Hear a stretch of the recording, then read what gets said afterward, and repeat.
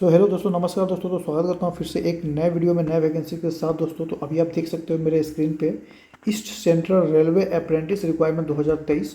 तो दोस्तों रेलवे के लिए अप्रेंटिस का फॉर्म आ चुका है और ये जो जोन है वो पटना होने वाला है, पटना जोन के लिए आया है और ये अप्लाई कर सकते हैं 10th पास पे ही। तो इस वीडियो पे मैं सब कुछ मैं बताने वाला हूँ और इसका सब डिटेल्स में बात करने वाला हूँ दोस्तों। सभी डिटेल्स जो भी है इसमें, कैसे अप्लाई करना है, अप्रेंटिस क्या होता है, क्या एलिजिबिलिटी है, स्टेप बाय स्टेप मैं सब कुछ यहाँ पे बात करने वाला हूँ। और जो टोटल मैं बात करूँ सीटों की, तो 1832 पदों के लिए यहाँ पे बहाली आया दोस्तों। सो यहाँ पे आप देख सकते हो east central railway apprentice. East central railway has release notification post apprentice east central railway apprentice requirement 2023 will be conducted for 1832 post के लिए। सो दोस्तों यहाँ पे 1832 पोस्ट के लिए यहाँ पे अप्लाई होगा फॉर्म। सो दोस्तों यहाँ पे स्टेप बाय स्टेप बताने वाला हूँ। तो चलिए हम शुरू करते हैं। शुरू करने से पहले दोस्तों मेरे चैनल पे आप नए हैं तो चैनल को ऊपर सब्सक्राइब कर लीजिए एंड बेल आइकन को जरूर प्रेस कर लीजिए, ताकि जब भी मैं इस तरह का वीडियो अपलोड करूँ आपको सबसे पहले नोटिफिकेशन मिल जाए। तो चलिए दोस्तों एक टेबल को थ्रू हम समझते हैं। जैसे कि रिक्वायरमेंट का मैं बात करूँ तो आरआरसी इस सेंट्रल रेलवे ईसीआर पटना, ये पटना के लिए ये बहाली निकाला गया है, जो पटना जोन में जितने भी आते हैं सो उसके लिए है। और जो पोस्ट का नाम है अप्रेंटिस है, और ये भी मैं बताने वाला हूँ अप्रेंटिस क्या होता है दोस्तों। और यहाँ पे जो टोटल पोस्ट की मैं बात करूँ तो 1832 पोस्ट है, जैसे कि मैंने आपको बताया था। और यहाँ पे एज पर अप्रेंटिस, यानी कि यहाँ पे मैं सैलरी भी बताऊँगा इसमें लास्ट में कि क्या है अप्रेंटिस, उसका सैलरी क्या है। तो जॉब का लोकेशन का मैं बात करूँ तो ऑल ओवर इंडिया होने वाला है, ऑल इंडिया के लिए है। मतलब ऑल इंडिया में तो नहीं, लगभग आपको पटना के अगल बगल में जो भी है वहाँ पे रहने वाला, वो भी मैं बताऊँगा कहाँ कहाँ के लिए है, ठीक है। और जो लास्ट डेट है दोस्तों, ये फॉर्म ऑलरेडी स्टार्ट हो चुका है, आप अप्लाई कर सकते हैं अभी। और जो लास्ट डेट है वो 9 दिसंबर तक आप इस फॉर्म को अप्लाई कर सकते हैं। और यहाँ पे जो मोड ऑफ अप्लीकेशन, यानी कि फॉर्म कैसे अप्लाई करना था, आपको ऑनलाइन अप्लाई करना है, ऑफलाइन में आपको नहीं जाना है, ये आपको ध्यान रखना है। और कैटेगरी का मैं बात करूँ तो जैसे कि अप्रेंटिस है वो कैटेगरी में आ जाता है। और ये जो है RRCECR.gov.in, ये आपका ऑफिशियल वेबसाइट है, जो कि यहाँ पे आप जाकर नोटिफिकेशन पढ़ सकते हैं, डाउनलोड कर सकते हैं और अप्लाई भी कर सकते हैं। तो यही वेबसाइट पे है, तो इसके बारे में भी हम आगे डिस्कस करेंगे। तो चलिए दोस्तों, अब टोटल जो वैकेंसीज के ऊपर हम बात करते हैं, किस जोन के लिए कितने सीट अवेलेबल है।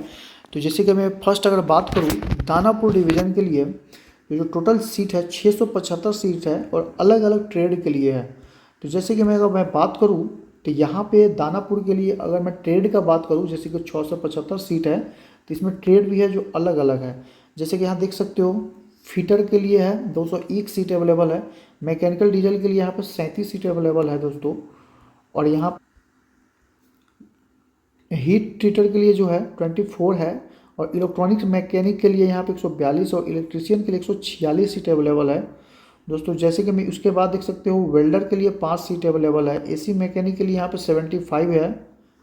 और यहाँ पे कारपेंटर के लिए 9 सीट अवेलेबल है, और पेंटर के लिए जो जनरल है जिसके लिए 7 अवेलेबल है, और वायरमैन के लिए यहाँ पे 26 है। तो ये दानापुर के लिए मैं बताया हूँ। और आगे मैं बात करता हूँ जो धनबाद डिवीज़न के लिए है, जिसे धनबाद डिवीज़न के लिए जिसने जो है वो 156 सीट के यहाँ पे अवेलेबल है। जैसे कि इसमें अगर बात करूँ फिटर के लिए 41 है, मैकेनिस्ट के लिए यहाँ पे 7 है, वेल्डिंग के लिए 44 है, वायरमैन के लिए 22 है। और यहाँ पे मैं बात करूँ टर्नर के लिए 23 है, कारपेंटर के लिए 4 है और मैकेनिकल डीजल फिटर के लिए यहाँ पे 15 है। टोटल जो सीटें हैं वो 156 है। और आगे दोस्तों मैं बात करूँ क्या पंडित दीनदयाल उपाध्याय जो है स्टेशन है उसके लिए है दोस्तों। अगर वहाँ के लिए मैं बात करूँ तो दोस्तों यहाँ पे फिटर में अगर मैं बात करूँ तो यहाँ पे 58 है, और वेल्डिंग का मैं बात करूँ तो 13 है। और यहाँ पे मैकेनिस्ट का मैं बात करूँ तो 15 है, मैकेनिकल का मैं बात करूँ तो 9 है सीट। और मैकेनिस्ट का मैं बात करूँ तो 13 है, इलेक्ट्रीशियन का यहाँ पे 5 है, टर्नर के लिए यहाँ पे 13 है, मैकेनिकल डीजल के लिए यहाँ पे 9 सीट अवेलेबल, यानी कि टोटल 135 है जो पंडित दीनदयाल उपाध्याय स्टेशन के लिए है दोस्तों। अगर आगे मैं बात करूँ समस्तीपुर के लिए, जो समस्तीपुर जो बिहार में है, वो समस्तीपुर डिवीज़न के लिए अगर मैं बात करूँ तो उसके लिए है जो फिटर के जो लिए है जो 16 सीट अवेलेबल है, वेल्डिंग के लिए 5 है, इलेक्ट्रीशियन के लिए यहाँ पे 12 है, कारपेंटर के लिए यहाँ पे 2 है, और जो लास्ट वाला है जो लेबोरेटरी असिस्टेंट के लिए 5 है। यहाँ टर्नर के लिए 5 है, इलेक्ट्रीशियन के लिए यहाँ पे 12 है दोस्तों। यहाँ पे पेंटर जो जनरल है उसके लिए 2 है, मैकेनिकल डीजल के लिए यहाँ पे 22 है। और अगला जो पोस्ट का मैं बात करूँ तो यहाँ पे देख सकते हो पंडित दीनदयाल उपाध्याय के लिए वो अलग पोस्ट के लिए था, ये अलग आपका पोस्ट के लिए है। तो यहाँ पे देख सकते हो। और फिटर के लिए 285 सीट है यहाँ पे, वेल्डिंग के लिए 14 है, MMTM के लिए 1 है, वायरमैन के लिए यहाँ पे 40 है, इलेक्ट्रॉनिक्स एंड मैकेनिक के लिए यहाँ पे देख सकते हो 92 है। एंड यहाँ पे मैकेनिस्ट के लिए देख सकते हो यहाँ पे 2 है, इलेक्ट्रीशियन के लिए 23 है, टर्नर के लिए 3 है, मैकेनिक के लिए और मैकेनिकल डीजल के लिए यानी कि 12 और 46 है। तो ये है। और आगे का मैं बात करूँ तो रिपेयर वर्कशॉप के लिए है दोस्तों, जिसके लिए यहाँ पे देख सकते हो फिटर के लिए 74 है, वेल्डर के लिए 60 है, मैकेनिस्ट के लिए 12 है और इलेक्ट के लिए 8 सीट अवेलेबल है यहाँ पे। और वहीं समस्तीपुर के लिए वर्कशॉप के लिए बात करूँ तो यहाँ पे फिटर का 55 है, वेल्डिंग का 35 है, मैकेनिस्ट का यहाँ पे देख सकते हो 11 है, इलेक्ट्रीशियन का यहाँ पे 9 है। यहीं अगर सोनपुर डिवीज़न का मैं बात करूँ दोस्तों तो यहाँ पे सीट जो अवेलेबल है वो 47 है और फिटर के लिए 21 है, वेल्डर के लिए 06 है, पेंटर के लिए 9 है, ब्लैक स्मिथ के लिए यहाँ पे 55 है, कारपेंटर के लिए यहाँ पे 6 है। तो ये सोनपुर है जो कि आपका पटना के जस्ट बगल में ही है सोनपुर, तो उस डिवीज़न के लिए है। तो आई होप यहाँ पे आपको क्लियर हो गया होगा कौन से ट्रेड के लिए किसके लिए आपका कौन से डिवीज़न के लिए है। किसी भी तरह कोई कन्फ्यूजन तो आप मुझे कमेंट जरूर करिए। चलिए दोस्तों एक बार हम इंपॉर्टेंट डेट की तरफ चलते हैं, जो कि इंपॉर्टेंट बहुत ही महत्वपूर्ण होने वाला है। नोटिफिकेशन जो रिलीज हुआ था 9 नवंबर को हुआ था और ये जो फॉर्म अप्लाई स्टार्ट हुआ है 10 नवंबर से फॉर्म ऑलरेडी स्टार्ट हो चुका है। और दोस्तों अगर बात करूँ इस सेंट्रल रेलवे अप्रेंटिस यानी कि लास्ट डेट जो है वो 9 दिसंबर को है, जैसे कि मैंने बताया था। और जो एग्ज़ाम डेट होने वाला है तो यहाँ अपडेटेड सून है दोस्तों। हो सकता है इसका एग्ज़ाम भी ना हो, अप्रेंटिस का डायरेक्टली आपका वो होता है, आपका मेरिट लिस्ट निकलता है। तो इसके लिए भी मैं आपको अपडेट कर दूंगा, जैसा होगा वैसा अपडेट मैं आपको इसी चैनल पे कर दूंगा। सो इसीलिए चैनल को अभी से सब्सक्राइब करके रखिए एंड बेल आइकन को प्रेस कर लीजिए जरूर, ताकि मैं वीडियो जब भी बना कर डालूँ आपको नोटिफिकेशन तुरंत मिल जाए। दोस्तों इस फॉर्म को अप्लाई करने के लिए क्या फ़ी देना होगा, तो दोस्तों अगर आप जनरल से है, OBC से है, EWS से है तो आपको 100 रुपीज़ लगेंगे।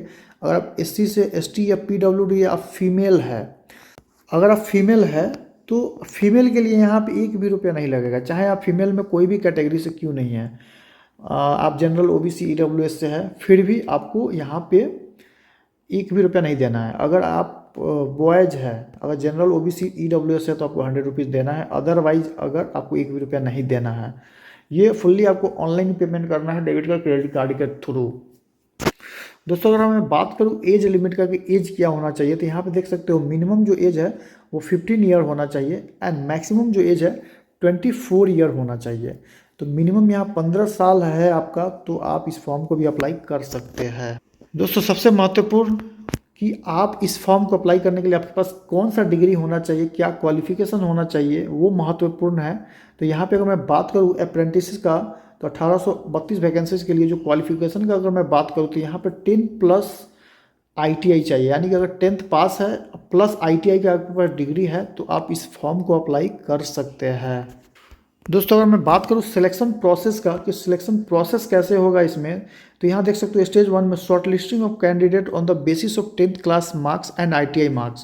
दोस्तों मैंने बोला था ना इसमें एग्जाम नहीं होगा, इसमें सिर्फ आपको फॉर्म अप्लाई कर देना है और मेरिट लिस्ट का इंतजार करना है। जैसे ही आपका 10th में अगर अच्छा नंबर है यानी कि 60% प्लस नंबर है, प्लस ITI में भी आपका अच्छा नंबर है, अच्छा रैंक है, तो आप इस फॉर्म को अप्लाई करिए। एंड उसके बाद आपका क्या होगा, यहाँ मेरिट लिस्ट आएगा, मेरिट लिस्ट में अगर आपका नाम आ जाएगा तो उसके बाद आपका डॉक्यूमेंट वेरिफिकेशन होगा। तो डॉक्यूमेंट आप अच्छे तरीके से जांच ले, एक बार आधार कार्ड में, पैन कार्ड में, father's name, date of birth सब सेम है कि नहीं, मार्कशीट में सब सेम है या नहीं, एक बार जरूर अच्छे तरीके से जांच ले। अगर कुछ भी मिस्टेक्स हुआ तो आपका दिक्कत हो जाएगा। आधार कार्ड में मोबाइल नंबर भी ऐड करवा लीजिएगा। तो ये मस्ट इंपॉर्टेंट है, डॉक्यूमेंट वेरिफिकेशन मस्ट है। और उसके बाद मेडिकल एग्जामिनेशन है, तो ये कुछ खास नहीं होता, मेडिकल टेस्ट होता है, नॉर्मल होता है। तो ये 2 मेन हैं जो कि आपका शॉर्ट लिस्टिंग मेन है। आपका नाम अगर शॉर्ट लिस्टिंग हो गया तो समझिए उसके बाद आपका डॉक्यूमेंट सही होना चाहिए, डॉक्यूमेंट अगर सही है तो फिर आपका हो जाएगा।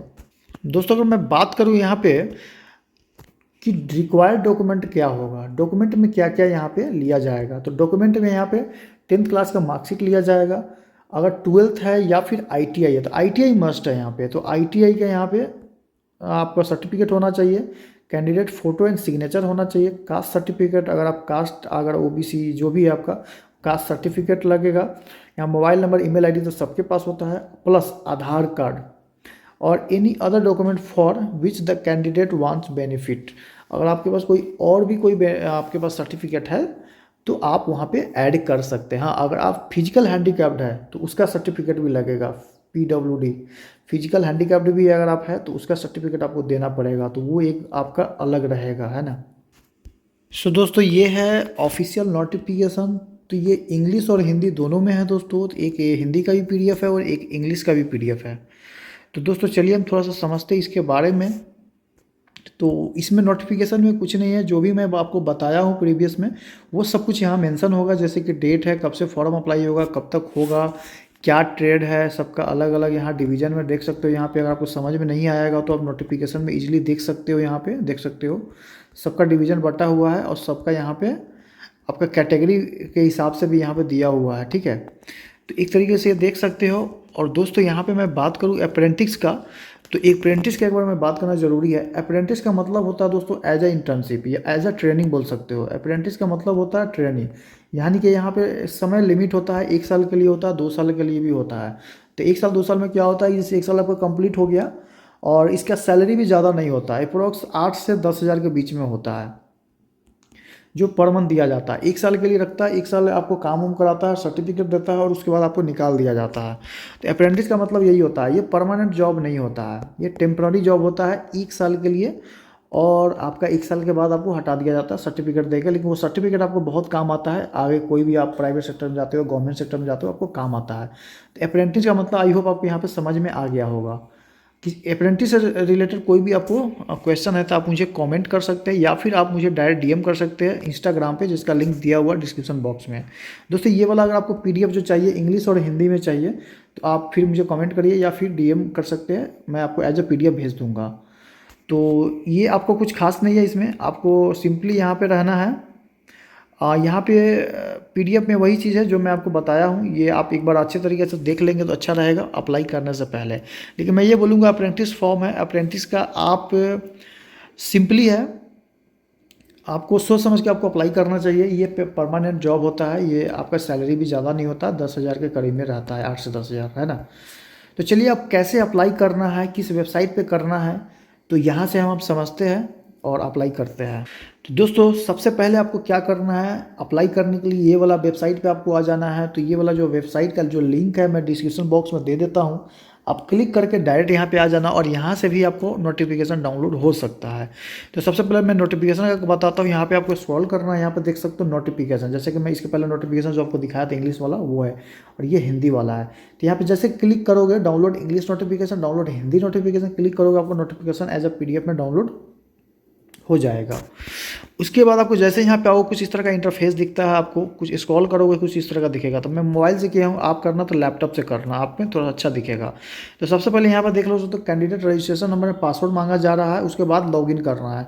तो सबसे पहले आपको रजिस्ट्रेशन करना होगा। तो रजिस्ट्रेशन करने के लिए यहाँ पर दिख सकते हो, यहाँ पर दिया हुआ है स्टेप 1 न्यू रजिस्ट्रेशन। तो सिंपली आपको यहाँ पर क्या कर देना है, क्लिक कर देना है ना। तो सिंपली यहाँ पर क्लिक जैसे करते हो यहाँ पे आपका फॉर्म फुल के आ जाता है, आप यहाँ से इजीली रजिस्ट्रेशन कर पाओगे। तो रजिस्ट्रेशन करने के लिए यहाँ पे क्या है, यहाँ पे सेलेक्ट करना पड़ेगा, यहाँ से आप जहाँ से बिलोंग करते हो वो डाल देना है। उसके बाद यहाँ पे नाम डाल देना है अपना। उसके बाद यहाँ पे कौन सा डिवीज़न के लिए जाना चाहते हो वहाँ पे सेलेक्ट करके आप डिवीज़न चूज कर लीजिएगा यहाँ पे सिंपली। और उसके बाद यहाँ पे कम्युनिटी चूज कर लेना है। यहाँ पे सिंपली आपको जिस भी कैटेगरी से आप हैं, जो भी रिलीजन से है आप रिलीजन यहाँ पे कर लेना है। और उसके बाद यहाँ पे जो भी है आप PWBD जो है तो यहाँ पे क्या करना है, यस और नो करना है, अगर नहीं है तो नो कर देना है। एक सर्विस मैन है, अगर है तो यस और नो करना है। डेट ऑफ बर्थ यहाँ पे डाल देना, एज डाल देना, मोबाइल नंबर डाल देना। उसके बाद आपको ईमेल आईडी डाल देना। ईमेल आईडी डालने के बाद आपको क्या करना है, सिंपली रजिस्टर नाउ पे आपको क्या कर देना है, क्लिक कर देना है। तो जैसे ही यहाँ पे क्लिक करते हो आपको रजिस्ट्रेशन सक्सेसफुली कंप्लीट हो जाता है। उसके बाद आप डायरेक्टली क्या करते हो, होम पे आ जाते हो। होम पे आने के बाद सिंपली आप लॉगिन करते हो यहाँ पे रजिस्ट्रेशन नंबर डालकर पासवर्ड डाल के, उसके बाद 1+1 2 होता है तो यहाँ पे 2 डाल देना, उसके बाद लॉगिन कर देना। लॉगिन जैसे करते हो अगला नेक्स्ट स्टेप आ जाता है, डॉक्यूमेंट वगैरह अपलोड कर देना है, फोटो सिग्नेचर अपलोड करके उसके बाद आपको पेमेंट करना है, पेमेंट कर दीजिए। अगर आप पेमेंट नहीं कर रहा है तो आपको, अगर आप SC ST से है तो पेमेंट मत कीजिए, अगर गर्ल से पेमेंट मत कीजिए। उसके बाद आपको रिसीविंग डाउनलोड कर लेना है। तो चलिए दोस्तों, आपको वीडियो अच्छा लगा हो तो लाइक कर दीजिए एंड चैनल को सब्सक्राइब कर दीजिएगा नए हैं। तो आपसे मिलते हैं नेक्स्ट वीडियो में नए वैकेंसीज के साथ, तब तक के लिए थैंक यू।